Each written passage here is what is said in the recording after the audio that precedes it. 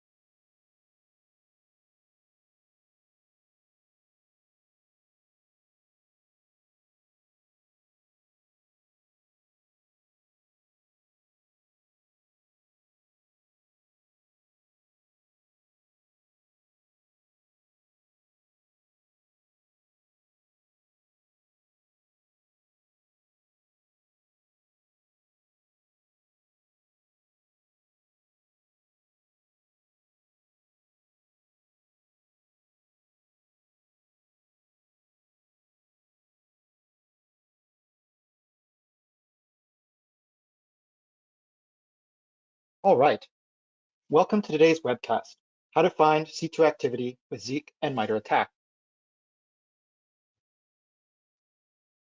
My name is John Gamble. I'm Director of Product Marketing here at Corelight, and I'm joined today by my colleague Vince Stouffer, Senior Director of Product Management.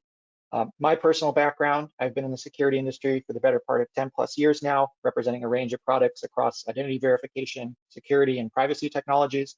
And Vince, his prior life was actually as an operator on the customer side. He's served a variety of security engineering and analyst roles at organizations like Lawrence Berkeley National Laboratory and Reed College. So in addition to being a really smart guy, Vince has practical knowledge of some of the things we're going to be talking about today because he used to be that analyst having to do these things for his network. So I'm pretty excited to hear what he has to say. Real quick, the agenda. We're going to try to do 30 minutes today. I think if you guys are like us, many of you have been working at home for the last 7 months plus, and you might have some Zoom fatigue. And we're going to try to make this a quick, fast, and tight webinar and get a lot of content in about a half-hour mark. So let's see if we can hit that. We'll start by covering the MITRE ATT&CK framework just to give everyone a baseline understanding of what that is and how we're going to apply it here. Then we'll dive into open source Zeek, again, provide kind of a baseline education for the audience about what Zeek is and how to use it. We'll quickly go to a word from today's sponsor, Corelight, just talking about how Corelight fits into the picture here. And then we'll get to the meat of today's presentation. We're actually going to go deep on 3 specific C2 discovery examples using Zeek data with MITRE ATT&CK, so putting together parts 1 and 2 with 3 practical examples. And lastly, we'll close with a question and answer session. So if you have a question, feel free to type it in your control panel at any time. We're going to hold questions until the end, but provided we have some time there at the end, we can get to your question. So with that, let's get started. MITRE ATT&CK. If you've been in the security industry, more than a year, you've probably heard this, framework mentioned, if not using it currently at your own organization. But it's a really powerful framework that documents adversarial behavior and very specifically documents it according to kind of technology or behavioral specific techniques and tactics. And the MITRE ATT&CK framework has a number of different matrices. There's the enterprise matrix, which we'll be looking at today through the lens of the C2 activities that we can discover with Zeek data, but also recognize that you can filter it by platform type. There's a Windows-specific matrix as well. There's also a mobile for specific matrix for mobile endpoints, and an emerging matrix as well for ICS, so industrial control systems. So the way to read this, if you've never seen this before, is from left to right. This is kind of ordered in terms of the sequence of attack, right? Security is all about chronology and reconstructing events if you're an investigator, or understanding a sequence of events in real time if you're a hunter. And the MITRE ATT&CK enterprise matrix is ordered left to right according to the approximate sequence of attack. So on the far left side, right, it starts with initial access. An adversary is actually kind of getting that first foothold in your environment. That might be with a phishing email, all the way to the end, right, where the damage has been done, the data has been exfiltrated, and the impact of kind of what's happened is final. And all along there's various steps, and these are how these are organized. And one thing to note here is that the first half of the matrix tends to be favorable for endpoint technologies and data, right? If you have a residence on endpoints like a PC, you're going to have great visibility on those endpoints into the things that are actually happening, the processes that are running on those endpoints. So you can catch things like a malicious process executing on that device. The back half, or the second half, if you will, of the matrix tends to be more network data and tool detection tool friendly in terms of discovery, because at that point, the adversary's gotten a foothold in the environment and they're starting to move and they're starting to communicate.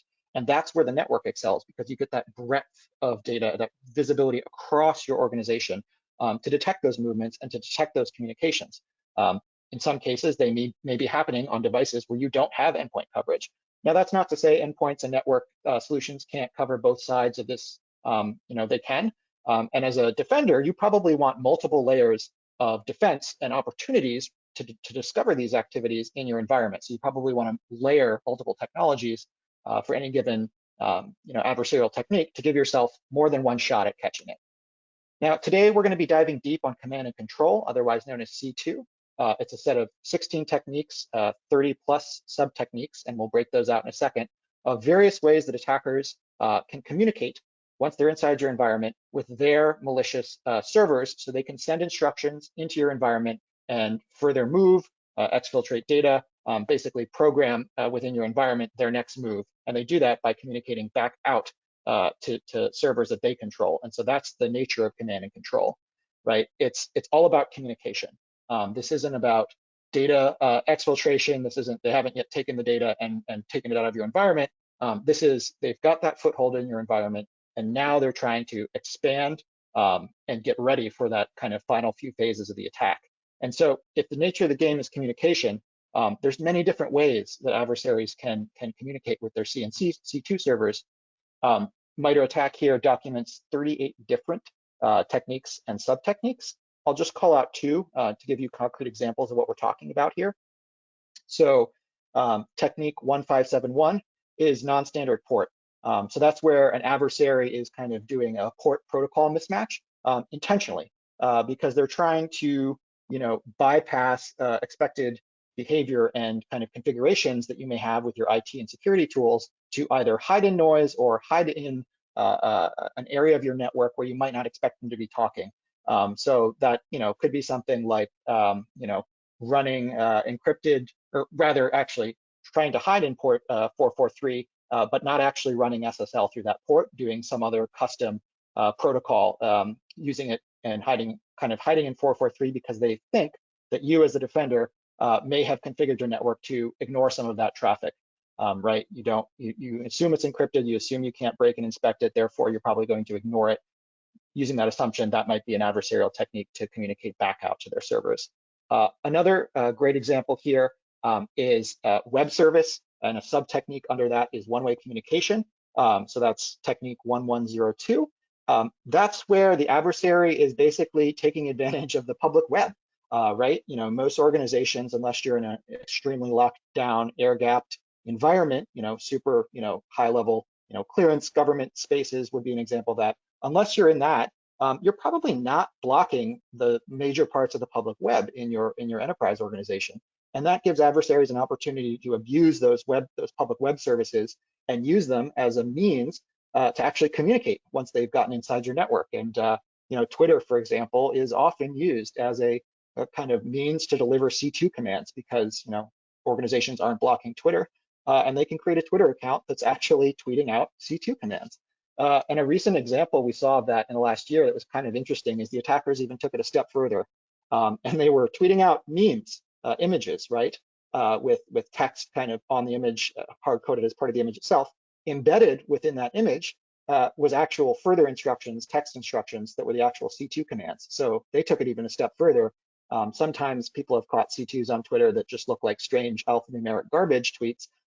These folks went a step further and actually disguised it as a meme account, because the text commands from the adversary was embedded in the meme, in the image. So these are just two of the 38 different sub-technique examples that MITRE ATT&CK has documented for command and control. We're not going to cover the vast majority of them today, but we're going to go deep on 3, and we are going to show you